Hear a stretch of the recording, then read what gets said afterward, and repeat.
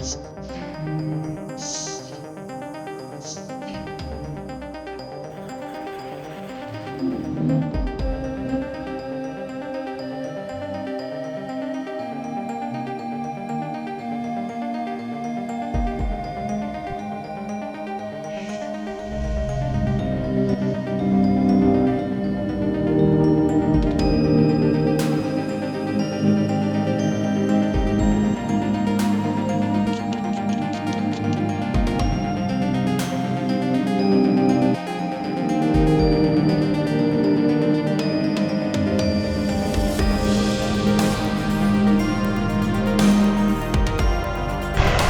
বন্ধুরা, কেমন আছেন সবাই? আশা করি সবাই অনেক ভালো আছেন।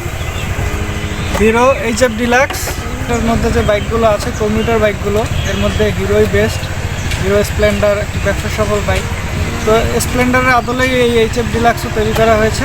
তো এই বাইকটি বর্তমানে আমরা যে বাইকটি দিয়ে আজকে প্রস্থান সিরিজ করব, এই বাইকটি 24,839 কিলোমিটার এই যাবৎ চলেছে আমাদের টেস্ট রাইড সহ।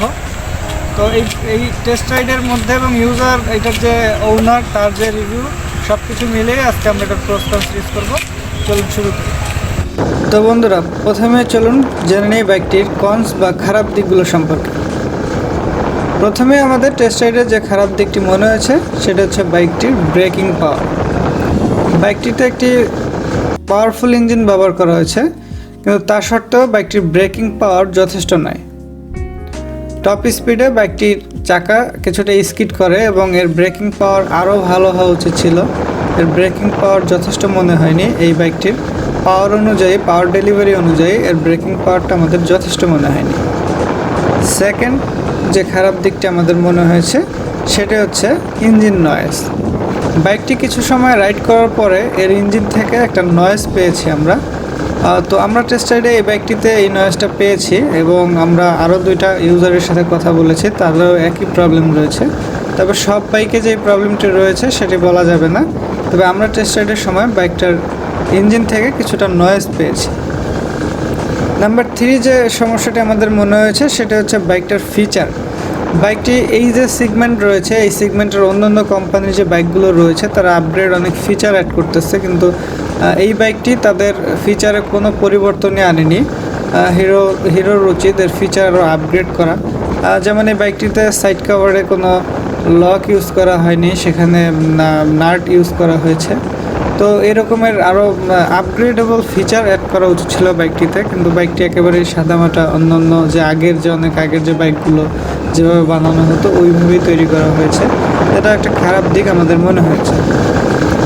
এরপরে আমাদের যে খারাপ দিকটি মনে হয়েছে সেটা হচ্ছে বাইকটার হেডল্যাম্প। এর হেডল্যাম্প সেকশনে কোনো ডিআরএল হেডলাইট বা অন্য কোনো ফিচার অ্যাড করা হয়নি।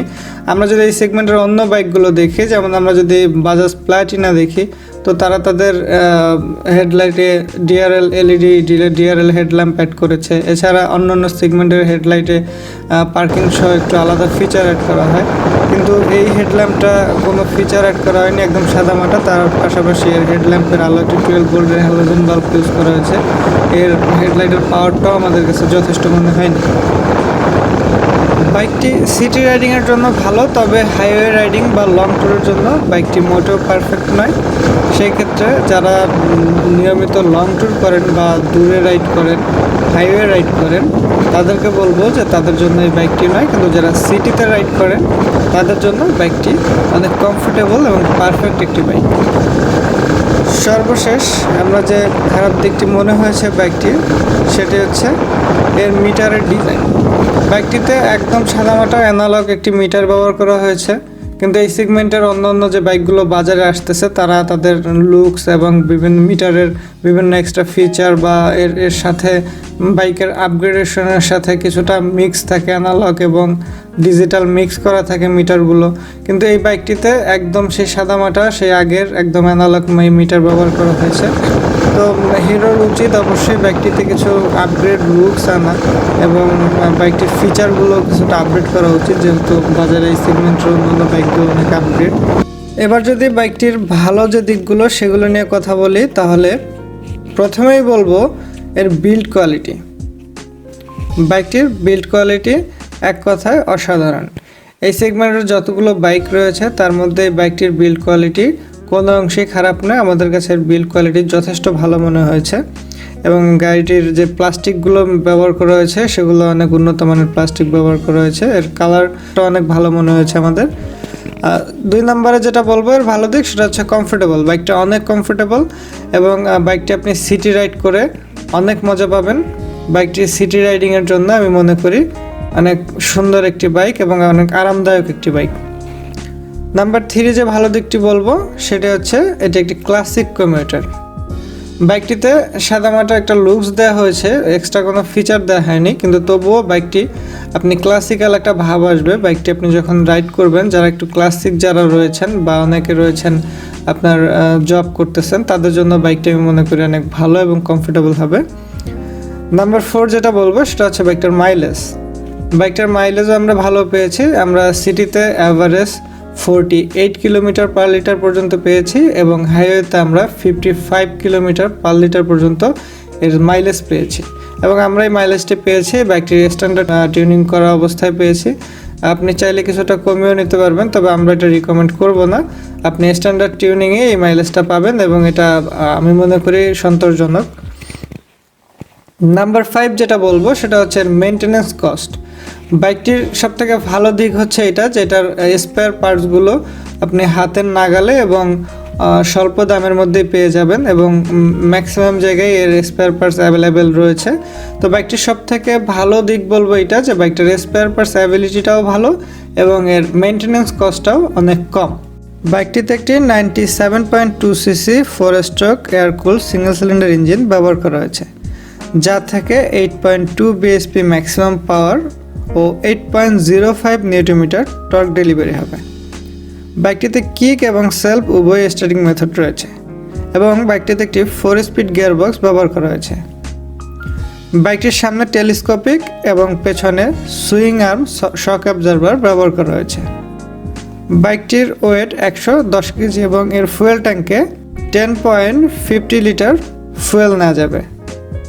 বাইকটির ফ্রন্টে 275/18 টায়ার ব্যবহার করা হয়েছে এবং এর রেয়ারে 275/18 টায়ার ব্যবহার করা হয়েছে, তবে এই বাইকটিতে কোনো টিউবলেস টায়ার ব্যবহার করা হয়নি।